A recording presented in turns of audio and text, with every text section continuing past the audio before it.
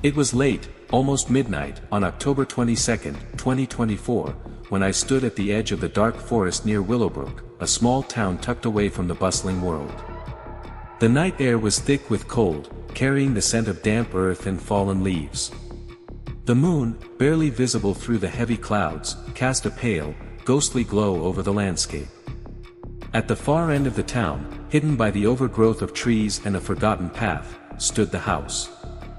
The one that everyone in Willowbrook whispered about, but no one ever dared to approach, the house that had stood there for over a century, untouched by time, yet shrouded in mystery. The house had been built in 1892 by the Blackwood family, a wealthy and influential family in the town.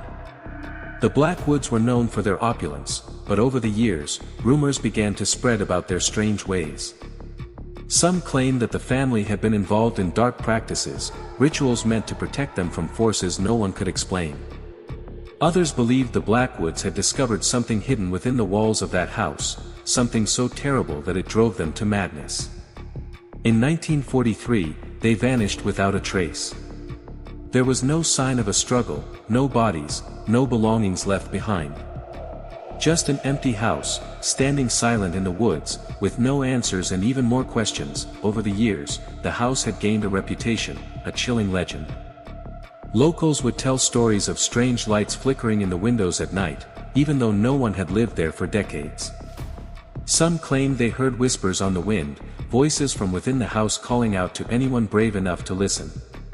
Others spoke of shadowy figures moving behind the windows, but when they tried to get closer, the house seemed to retreat into the darkness, as though it wanted to remain forgotten. But why did the Blackwood family disappear? What happened to them? And what was it about this house that made it so feared by everyone who had ever heard its name? If you want to uncover the truth behind this house, to learn about the Blackwood family's mysterious past, and to discover the dark secrets hidden within these walls, make sure to like this video and subscribe. This is only the beginning. The truth behind this house is more terrifying than anything you could ever imagine. With Max, my loyal dog, by my side, I stepped up to the front door. The house loomed before me, its faded stone steps cracked with age, the door slightly ajar. Max, usually so confident and brave, hesitated. His ears perked up, and his body tensed as he growled softly. He could feel it too. The house, the darkness within, was alive with something we could not see, something we could not understand. That I glanced at Max, trying to calm my nerves, but the unease settled deep within my chest. There was no turning back now. The door creaked as I pushed it open, revealing the shadowed interior. The air was thick with the scent of decay, and the silence inside was suffocating. As I stepped further into the house, I could not shake the feeling that we were being watched. What waited inside? What was the force that had kept this house standing, abandoned, and forgotten for so long? And could we uncover the secrets that had driven the Blackwood family to vanish without a trace? The door closed behind us with a soft thud, and we stood in silence for a moment, letting the stillness of the house settle around us. The air was heavy, thick with the smell of dampness and age. Max, my dog, stayed close to me, his body tense, his eyes scanning every corner of the room. It was as if he sensed something I could not yet see. The living room we had entered felt frozen in time. Old furniture covered in dust and sheets, the remnants of a home once filled with life. The fireplace was cold, the stone cracked and chipped. The wallpaper, once beautiful, was now peeling away from the walls. Everything in this house looked like it had been abandoned for decades, untouched, yet somehow perfectly preserved. I took a few steps further into the room. The silence was deafening, broken only by the occasional creak of the floorboards under my feet. It was hard to shake the feeling that this house was holding on to something, something that had been left behind, waiting for someone to come back and discover it. Max suddenly stopped, his ears perked up as he looked toward the stairs at the far end of the room. I followed his gaze and saw a door at the top of the stairs, barely visible in the shadows. There was something about it that caught my attention, something that felt different from the rest of the house. I hesitated. The house was old, and I had heard the stories, the Blackwood family's disappearance, the rumors of strange happenings. But standing here, looking at that door, I could not help but wonder what was behind it. What had they left behind? Max growled softly, and I could tell he was just as uneasy as I was. But there was no turning back now. I had come this far, and I needed to know what lay ahead. I moved toward the stairs, Max following close behind. The old wooden steps creaked beneath my weight as I made my way up, each step heavier than the last. When I reached the top, the door was just ahead. I could feel the temperature drop, and the air felt thick, as if the house itself was holding its breath. The door was old, covered in dust and dirt, with strange markings on it. I could not make out the symbols, but something about them made my skin crawl. I reached for the doorknob, the rusted metal cold against my fingers. It turned easily, and the door creaked open. Beyond it was a small hallway, dimly lit by the light that filtered in through the cracks in the walls. There were more doors along the hallway, each one closed, each one holding something unknown behind it. I felt a chill run through me, but I pushed forward. Max, now more alert than ever, walked ahead of me, his nose twitching as he sniffed the air. He was obviously more aware of something than I was, but what? We came to another door at the end of the hallway. It was slightly ajar, and I could hear the faintest sound coming from within. Not whispers, not voices, but a kind of low, rhythmic noise. My curiosity got the better of me, and I stepped closer to the door. Max paused, looking up at me as if warning me to be careful that I opened the door slowly, the wood groaning on its hinges. Inside was a small room, empty except for a cracked mirror hanging on the wall. The air in the room felt colder than the rest of the house, and as I stepped inside, I noticed something strange. My reflection in the mirror was distorted, as though the glass was warped. It made me feel uneasy, but I quickly turned away, trying to shake off the unsettling feeling. Max barked, pulling my attention back to him. He was staring at something in the corner of the room, his body stiff. I followed his gaze, but saw nothing. It was then that I realized, there was more to this house than just its history. There was something in here with us, something that had never left. Why did Max react this way? What was it that had him so focused on that corner of the room? And what was the connection between the Blackwood family and this strange, unsettling feeling that was beginning to grow inside me? The room was colder than I expected. Max, usually a fearless dog, now stayed by the doorway, his body stiff, eyes wide, ears perked. He did not want to come in, and that made me more uneasy than anything else. He had always been brave, nothing ever fazed him. But now, I could see the same hesitation in him that I felt inside. There was something here. Something wrong that I took a deep breath and stepped further into the room. The floor was covered in dust, and the walls were lined with old furniture, sheets draped over it, the kind of furniture that looked like it hadn't been touched in years. The place felt forgotten, abandoned, like it had been left in a hurry. Max's growling grew louder, and I turned to look at him. He had moved from the doorway, but only just barely. His tail was low, his body tense, every muscle ready to bolt. I called him, but he just stood there, staring into the darkness of the room with a fixed intensity, like he was trying to figure something out that I couldn't. I continued walking, but it felt like the room was pressing in on me. Every step felt heavier, like the house was growing more oppressive by the second. My eyes scanned the room, looking for something, anything, that might explain what was going on. I stopped in front of the wall, where I noticed something strange. The wallpaper was peeling in sections, revealing something underneath. It wasn't just a bare wall. There were scratches on the plaster, lines that had been dug into the surface. At first, I thought it was just wear and tear from age, but as I looked closer, I realized that the lines seemed intentional. It looked like someone had been marking something, scratching patterns into the wall. I reached out, my fingers brushing against one of the scratches. It felt cold, even through my gloves, and my skin prickled. It was almost like they were symbols. But there was no way they could just be random. The patterns felt too deliberate. Max whined, his growl turning into a low, almost painful sound. I glanced back at him, and he was staring directly at something behind me.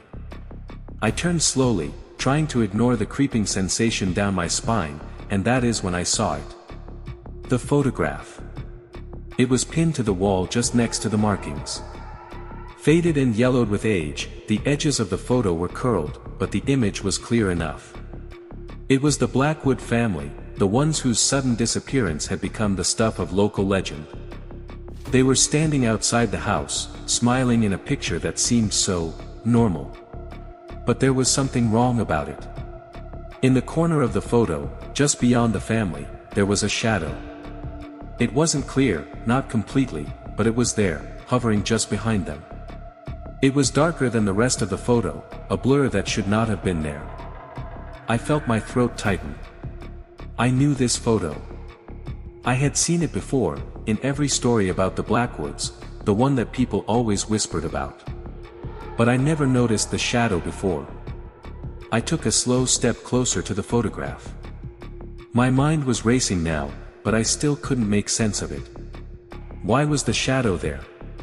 Who, or what, was standing with them? Max's growl deepened, and I could feel his eyes on me, following my every move. He was so alert now, more than I had ever seen him. Something was wrong that I turned my attention back to the room, but it felt colder than before. The air was heavy, thick, and I started to feel like I was suffocating.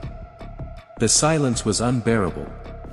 I wanted to leave, but something kept me there, pulling me deeper into the mystery. I looked back at the photo once more, trying to make sense of it. What did it mean? Why was that shadow in the photo? Was it just a trick of the light? Or was it something more? And why was Max acting so strange? He had been with me for years, through storms and late-night walks, but this was different. Whatever was in this house, whatever had been left behind, was making him act like he had never acted before. What was the connection between the Blackwoods' disappearance and the strange things happening in this house? As I stood in that room, staring at the photograph with the strange shadow lurking behind the Blackwood family, a sense of heaviness settled over me. The house felt too quiet, too still, and it started to feel like it was holding its breath, waiting for something. Max had stopped growling, but he was still standing in the doorway, unwilling to come any closer. His eyes, though, were still wide, his body tense, clearly unsettled by the space around him. It made me uneasy too. I glanced back at the photograph on the wall, the shadow standing just beyond the family's figures. I had seen the photo before in the stories, but I had never noticed the shadow. My mind was racing. What did it mean? Could it just be a trick of the light, or was there something else at play here? I walked slowly toward the wall, my boots creaking on the old floorboards. Max stayed at the door, never taking his eyes off me. As I moved closer, my gaze shifted to the markings on the wall, those strange, almost deliberate scratches. They were not just random. Someone had etched them carefully, over and over again. They were arranged in patterns, and I began to wonder if they were meant to be some kind of message, something that only certain people would understand. But why? Why would someone carve symbols into the walls of an old house? And why did it feel like I was being drawn to them? I turned away from the wall, shaking my head. I was looking for answers, but the more I explored, the more questions piled up. Why was this house still here? Why had no one moved in after the Blackwoods left? And what really happened to them? I walked back toward the door, still deep in thought. Max, still tense, was now standing by the entrance, but he would not leave the spot. He just kept staring into the darkness of the hallway, his posture stiff. I called out to him, but he did not move. I walked over to him, trying to coax him into the next room, but he only looked back at me, and I could tell he was done with this house. I glanced down the hallway. It was so quiet. Too quiet. I could not shake the feeling that someone was still watching me, even though I was sure I was alone. I turned back to the room and looked around one last time. Nothing. It was just an old, forgotten place. Then, I saw something else. It was a faint mark on the floor near the corner of the room, hidden under some dust. I crouched down, wiping away the dirt, and found what looked like a piece of old wood. Something had been scratched into it. Symbols, again. I had seen these marks before, but they were different. These were not carved into the wall. They were scratched, like someone had used something sharp to make them. I felt a sense of urgency now. Why had someone gone through so much trouble to mark this place? And why was I the one standing here, finding all these clues? My hand brushed against the floor as I sat back on my heels. The room felt colder, more oppressive, and I could hear my heartbeat in my ears.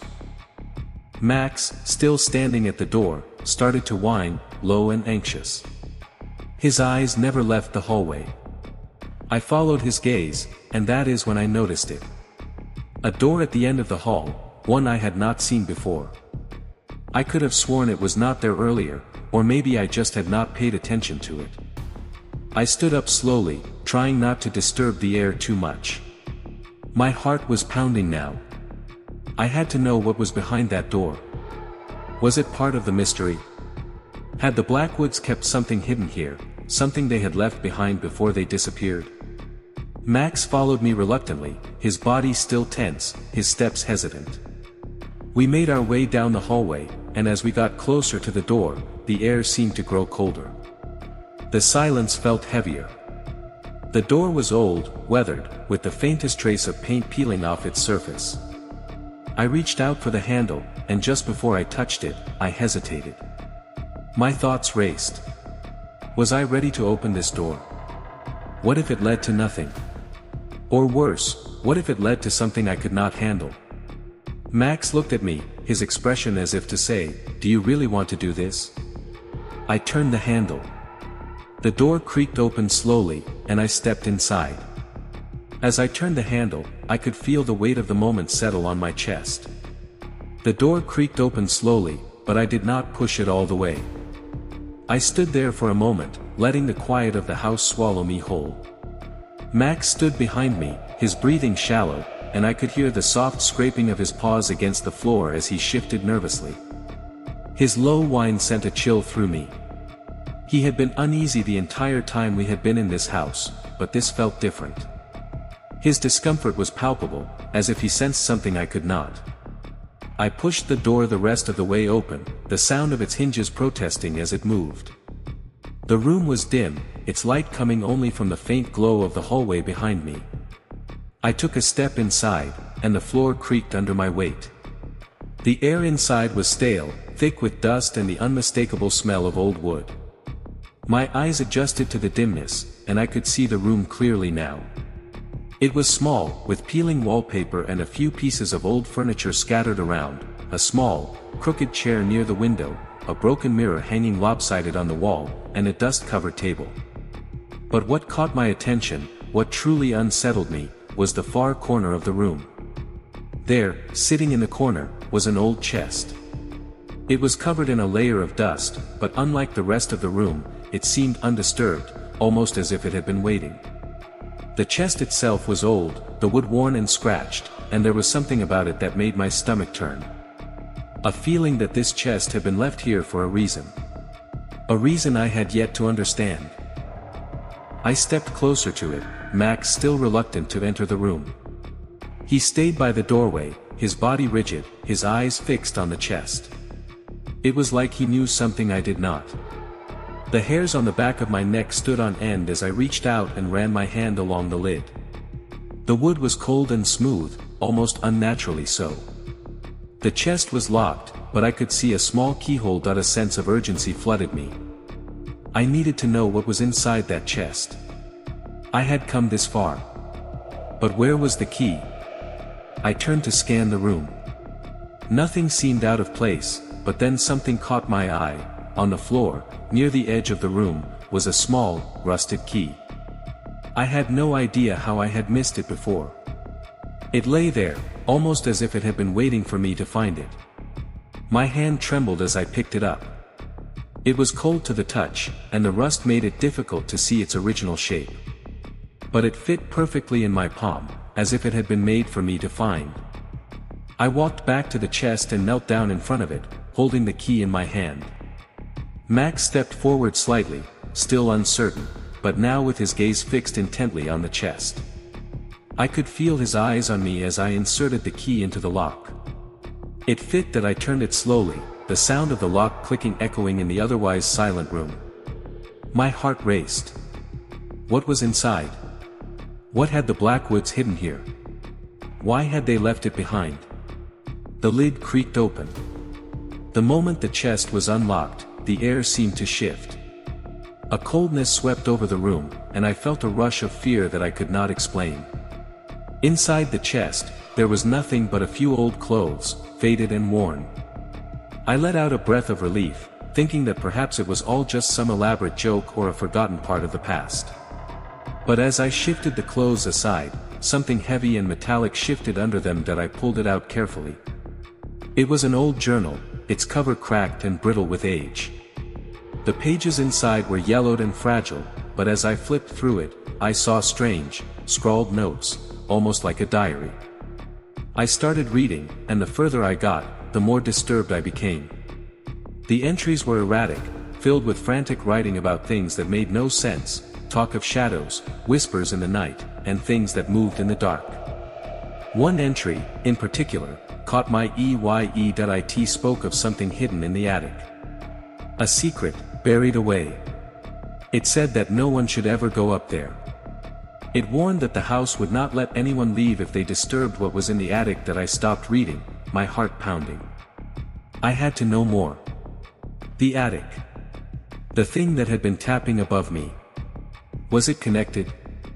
I stood up, holding the journal tightly. Max's low growl broke my thoughts. He was staring at something behind me, his eyes wide. I turned around slowly. At first, I saw nothing, but then, out of the corner of my eye, I caught a shadow moving across the wall. It was brief, but it was enough to make my blood run cold. What was that? Had I just imagined it? Or was something else in this house that I had not yet discovered? And what exactly was hidden in the attic? What had the Blackwoods left behind, and why had they tried to hide it? If you want to uncover the full story of the attic and learn the truth behind the Blackwoods' mysterious warning, make sure to like and subscribe. The answers are closer than ever. My hands were shaking as I clutched the journal, the weight of the warning I had just read settling heavily on my chest. The words were clear: do not go to the attic. Something was up there. The Blackwoods had gone to great lengths to conceal whatever it was, but the journal also hinted that it was something the house did not want anyone to discover. Max seemed to sense the shift in the atmosphere. He had stopped growling, but now he was completely still, his eyes wide and fixed on the darkness around us. The room felt colder somehow, and the silence was suffocating. Every creak and groan of the house sounded louder now that I stood there, frozen for a moment, my mind racing. I had come this far. The mystery was already pulling me in deeper than I had ever intended. But now, standing in front of the journal, I could feel the weight of my decision. Should I open the attic door and discover what lay behind the Blackwoods' warning? Or should I leave, walk away from the house and never look back? I glanced around the room again, my eyes landing on the broken mirror. It reflected the dim light from the hallway, but something about it seemed off. The cracks in the glass created jagged lines, almost like a spider's web, and I could not shake the feeling that it was watching me. I turned away quickly, trying to focus on something else. Max started whining again, this time louder, more desperate. He backed away from the door, his ears flat against his head. I took a deep breath. My heart was racing. I had to know. I had to uncover the truth. That I walked to the hallway, my footsteps slow and measured. Max followed me hesitantly, his body tense. The house felt alive, and the closer I got to the stairs, the more I could feel the oppressive air pressing down on me. I reached the base of the staircase and looked up at the attic door. It was small, tucked away at the end of the hall, almost hidden behind layers of dust and neglect. The door itself was plain, but the shadows cast upon it seemed darker, more sinister. That I reached for the handle. My fingers were cold, and the door creaked as I turned it. I could feel the weight of the house bearing down on me, the house that had kept its secrets for so long, refusing to let them go. The stairs creaked as I began to ascend. Each step felt heavier than the last, as if the house was resisting me, trying to hold me back. Max stopped halfway up, his body trembling. He let out a low whimper and refused to go any further. I turned back to him, my heart sinking. He had always been a brave dog, but now, he was scared. Really scared. The sight of him standing there, looking up at me with wide, pleading eyes, made me hesitate for a moment. But then I thought of the journal, the warning. The attic. Whatever was up there, it had been hidden for a reason, and I could not walk away without knowing why. I made it to the top of the stairs and stood in front of the attic door. It looked old, the wood warped from years of neglect. I could see the faint outline of a lock on the door, but there was no keyhole. No way to open it, unless... I realized I had no idea how the Blackwoods had opened it in the past. The door had no handle. It was as if it was not meant to be opened. A strange sense of dread washed over me as I reached out to push against the door. It did not budge at first, but then, after a little more force, it creaked open, just enough for me to see inside. The room beyond was shrouded in darkness, and I could not make out anything clearly. The cold air hit me like a wall, and I could feel a chill in my bones that I had not felt before. I stepped inside, my heart pounding in my chest. The room was empty, but not. There was a large, wooden chest in the center of the room, almost like the one downstairs, but this one was much larger. It was old, covered in dust, and the air around it felt thick, as if it had not been disturbed in years. I felt a cold draft from above, and I looked up. There, in the far corner of the attic, I saw a small window. It was cracked, and the wind had made it whistle, adding to the eerie atmosphere. But that was not what caught my attention. What caught my attention was what lay beneath the window. A series of markings, almost identical to the ones I had seen downstairs. This time, though, they were more distinct, more deliberate. They were carved into the floorboards, arranged in patterns that I could not begin to understand. The room felt wrong. It was as if something was waiting for me, hidden in the dark corners of the attic, watching, just out of sight. Max had followed me up the stairs, but now, standing at the threshold, he was whining uncontrollably. His eyes darted around the attic, and I could see his fur bristle. He would not come any closer. I moved toward the chest, my hand trembling as I reached for the lid. I had no idea what was inside, but I knew I could not leave without finding out. But as my fingers touched the chest, I heard it, a low, guttural sound from behind me, followed by the unmistakable sound of something moving in the shadows. I froze. I turned slowly, my heart in my throat. Was I alone?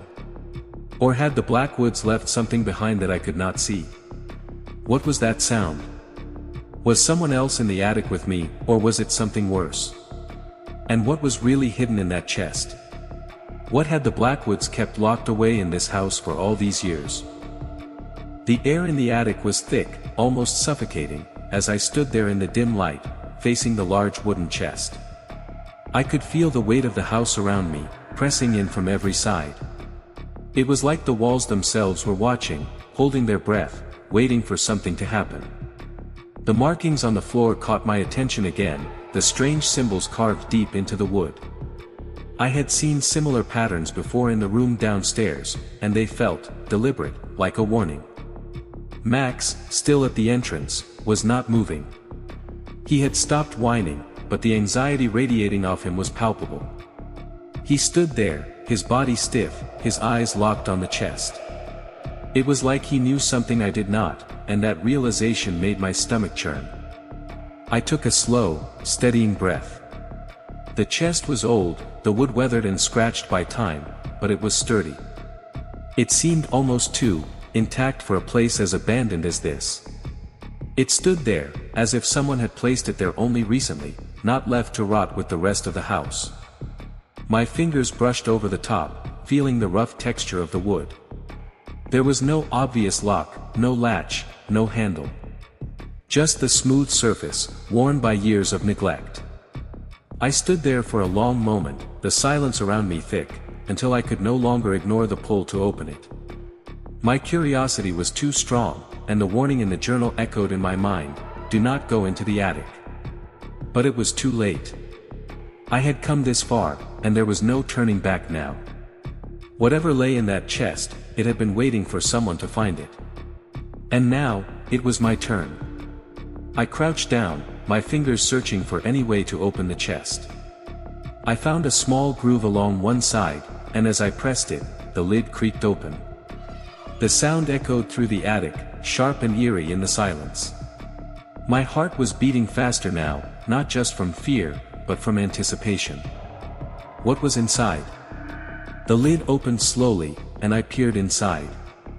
There was nothing at first but a few old blankets, tattered and stained. But as I dug through them, I felt something hard beneath my fingers. I pulled it out carefully. It was a small wooden box, intricately carved with symbols that matched the ones I had seen on the floor. I held it in my hands, turning it over. It felt heavy, like it was made of something more than just wood. Max barked from the doorway, his sharp voice breaking the silence, but I did not look up. I was focused on the box. There was something about it, something that felt wrong. It was as if I had just uncovered a piece of something much larger, something I could not yet understand. I opened the box, my fingers trembling as I lifted the lid. Inside, there was a single object, a key. It was old, rusted, but unmistakable. It was not like any key I had seen before. It was large, with intricate engravings all over it, and it felt heavier than it should. I stared at it for a moment, wondering what it could unlock. The moment I touched the key, a sudden wave of dizziness hit me. I stumbled back, dropping the box onto the floor. I caught myself on the chest, steadying myself. The room seemed to spin for a second, and I could hear a faint whisper, as if someone was speaking just out of earshot. The whispering faded almost as soon as it started, but it left behind a lingering feeling of unease. Max barked again, his voice more urgent this time. He had moved closer to the attic door, his eyes wide, still fixated on the key in my hand. I could not explain it, but I could feel that something was changing. The air in the attic felt colder, heavier. I could not shake the feeling that I was being watched, but when I turned, there was nothing. Just the shadows in the corners of the room, the dim light casting long, eerie shapes across the floor. I stood up slowly, still holding the key, and I looked at the wooden box. It was empty now, except for dust and a few scraps of cloth that had once been part of the blankets. I carefully placed the key back inside and closed the box, then stood there for a moment, unsure of what to do next. That I had to know what this key opened. There was no way I could leave without answers. The Blackwoods had kept it hidden for a reason, and I had uncovered it. But what was it for? What could this key unlock? I turned to leave the attic, and as I did, something caught my eye. In the far corner of the room, just below the small window, was a door. It had been hidden behind a pile of old furniture and boxes, but now that I had cleared some space, I could see it clearly. It was small, almost like a cupboard door, and it had no handle, the key. I suddenly realized that the key in my hand might fit in that door. My heart pounded in my chest as I walked toward it. Could this be what the journal had warned about? Was this the secret the Blackwoods had tried to hide? I stood before the door, staring at it for a long moment. The key in my hand felt heavier now, like it had purpose, like it was meant to open this very door. I inserted the key into the small lock, and then I turned it. The air in the small room was thick, and the unease that had settled in my chest was growing by the second. I still clutched the old metal box in my hands, feeling the weight of its contents pressing down on me. The painting on the wall, the strange symbol behind the woman's eyes, had unsettled me deeply. But I had no time to dwell on it. My focus was now entirely on what I had discovered beneath the floorboards. The feeling that I was being led somewhere dangerous, was impossible to ignore. That I moved slowly, cautiously, glancing around the room one last time. Max stood at the doorway, still on edge, his fur standing on end. His sharp eyes never left the box in my hand, but I knew he could sense the change in the atmosphere. The house felt different now, more alive, almost as if it was breathing with me. As I turned toward the door to leave the room, something caught my eye. It was faint at first, just a shift in the shadows near the far corner of the room. I took a few steps toward it, my heart racing as I felt the familiar pull to explore. There, hidden behind an old chair, was a slight indentation in the floor, a small crack that led deeper into the ground that I knelt down and pressed my fingers against it. The wood was cold, but it seemed to move slightly under my touch. With a deep breath, I applied more pressure. Slowly, the floorboard shifted with a heavy creak, revealing a narrow, dark gap underneath. The floor beneath me had opened that I felt a rush of excitement and fear. What had I just uncovered? The air from the gap was colder than the rest of the house, and a faint, damp smell drifted up. I grabbed a nearby flashlight from my bag, my hands trembling slightly as I shined the light into the dark hole. The beam cut through the darkness, revealing a narrow tunnel. It was made of old stone, the walls jagged and uneven, covered with damp moss and age-old dirt. The tunnel was low, forcing me to crouch as I began to crawl forward, Max close behind me, his nails clicking against the stone floor as he followed. The further I crawled, the more oppressive the air became. The walls felt like they were closing in, and with every step, the tunnel seemed to stretch on forever. I could not shake the feeling that this was not just a part of the house but something more, a hidden passage meant to keep something buried that I had no idea how long I had been crawling, but eventually, I saw a faint light ahead. As I approached, the tunnel opened up into a small, enclosed space. My heart skipped a beat as I emerged into the clearing, and the sight before me sent a chill through my entire body. The room was small, almost like an underground chamber, and it was cold, colder than the rest of the house. The stone walls were lined with cobwebs, and the ground was uneven, scattered with debris. But what truly made my stomach turn were the 3 graves, neatly arranged in a row against one of the walls. Each grave was marked with a simple, weathered stone. There were no names, no dates. Just bare, unmarked stones. Yet, I could feel something ominous about them. As though they were not meant to be disturbed. I stepped closer, my feet crunching over the dirt and bones scattered across the floor, my flashlight illuminating the graves one by one. The first grave was the largest. The stone had been cracked down the middle, but I could still make out the shape of a figure lying beneath it. My fingers tingled with the need to touch the stone, to understand what had been buried here, but I fought the impulse. There was something wrong with this place. I could feel it in my bones. The second grave was smaller, its stone in much better condition. There was a slight indentation in the ground where something had been disturbed. I knelt down, my heart pounding, and ran my fingers over the stone. It was smooth, the surface cold and lifeless. No name. No identification. The third grave was the smallest of the 3.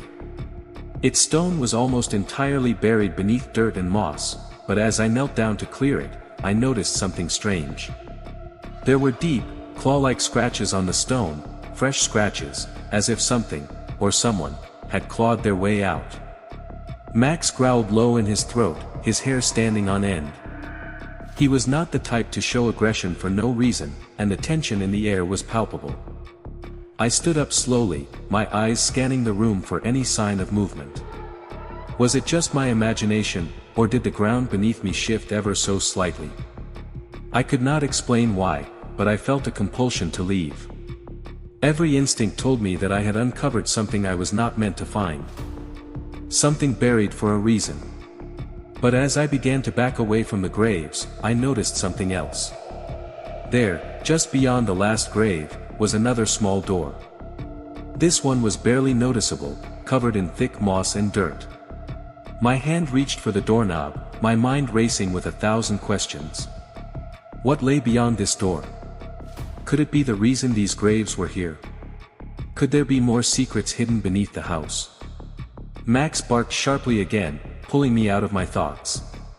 I hesitated for a moment, staring at the door. It was old, rusty, and looked like it had not been opened in decades, if not longer. But I had come this far, and I could not stop now. Whatever this house had to offer, I had to find it. But as I grabbed the doorknob and turned it, a thought crossed my mind. Why had the Blackwoods built this tunnel, and what were they hiding beneath the house? With my hand on the rusted doorknob, I hesitated for only a moment. The air around me felt heavy, as if it was pressing against me, urging me to open the door. Max, who had been so tense and alert just moments ago, now stood eerily still. It was almost as though he could sense something even I could not. I glanced at him, then back at the door, and without another thought, I twisted the knob. The door creaked open, but the sound was different from the usual old wood. It was almost a mournful sound, like the house was letting out a long-held breath, something that had been trapped for too long. I stepped forward, my flashlight in hand, and Max followed, though he kept his distance. The room beyond the door was dimly lit, the faintest glow coming from somewhere I could not see. The walls were lined with shelves filled with old books and trinkets, strange artifacts that seemed to hum with a strange energy. I took a cautious step inside, the floorboards creaking beneath me.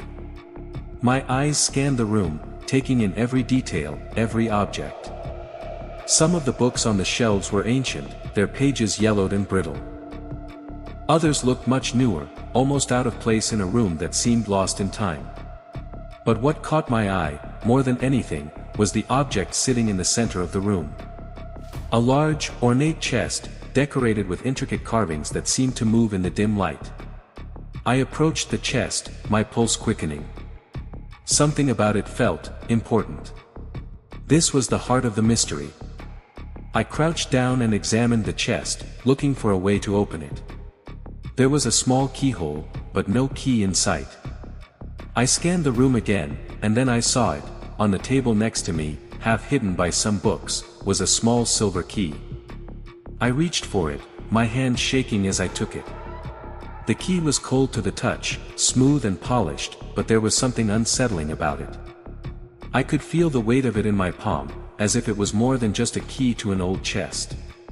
It felt like a key to something much deeper, something darker.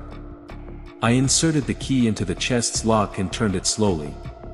The sound of the lock clicking open echoed in the silence of the room, and the lid of the chest creaked as it began to lift. Inside the chest was a stack of old, faded papers. I pulled them out one by one, my eyes scanning the pages. They were written in a strange, almost ancient script that I could not understand. But as I reached the bottom of the stack, I found something else, an old, faded photograph. It was a picture of the Blackwood family, but there was something different about it. The faces of the family members were distorted, as though they had been blurred or smudged. Except for one face, a woman, standing in the back of the group, her face clear, her eyes locked onto the camera with an intensity that made my skin crawl. She was the same woman from the painting, the one with the dark, hollow eyes. I turned the photograph over, and scrawled across the back, in a shaky, almost frantic hand, were the words. "She is watching. She never left." A shiver ran down my spine as I read those words. Who was she? And what had the Blackwoods done to bring her into their lives? Why was she still here, watching, waiting? Max growled softly, and I looked up. The shadows in the room seemed to grow deeper, darker, and for a moment, I felt as though something was moving in the corners of my vision. The house seemed to be closing in on me, the air growing thick, suffocating. The weight of the house's history pressed down on me, and I realized that I had uncovered something far darker than I could have imagined. The Blackwoods had not just hidden their secrets, they had sealed them away, hoping that time would bury them. But now, the secrets were being uncovered, and I could feel the house fighting to keep them buried. As if it did not want the truth to come out. I stood in the center of the room, holding the photograph in my trembling hands. The words on the back were burned into my mind. She is watching. She never left. What did it mean? Had the Blackwoods' dealings with the supernatural gone too far? Had they made a pact with something they could not control? I turned to the shelves once more, scanning the collection of old books and artifacts. One book caught my eye, its spine cracked and aged, yet it seemed to pulse with an energy of its own. It was unlike the other books in the room, almost as if it were waiting to be found. I walked over and reached for it, feeling an odd sense of urgency. I pulled it off the shelf, and as I opened the cover, a sense of dread washed over me. The pages were filled with the same strange script as the papers in the chest. But this time, I could make out a few words, words that chilled me to the core. The woman, the binding, the price. I flipped through the pages, growing more desperate to understand, and then I found it. The ritual. The pact. The Blackwoods had tried to summon something they thought they could control. But it was too late. Whatever they had done, whatever they had unleashed, could not be stopped. The last page of the book was different from the others. It was covered in dark ink, the words written in blood, and the final message was clear: she will claim all who dare uncover the truth. She is the house, and the house is her. A cold gust of wind swept through the room, and the door slammed shut behind me. Max let out a frantic bark, but I could not move. I was frozen, staring at the book in my hands, the weight of the final truth crushing down on me. The Blackwoods had not just sealed their secrets in this house. They had become part of it. The shadows in the room began to move again, and the woman's face from the painting flashed in my mind. She was not just a part of the house's past. She was the house. And now, I had unlocked her secrets. But there was still one question left. Would I be the last to uncover her truth, or would I too become part of the house's history? If you enjoyed this story, make sure to like and subscribe to my channel for more. Also, let me know where you are watching from in the comments below.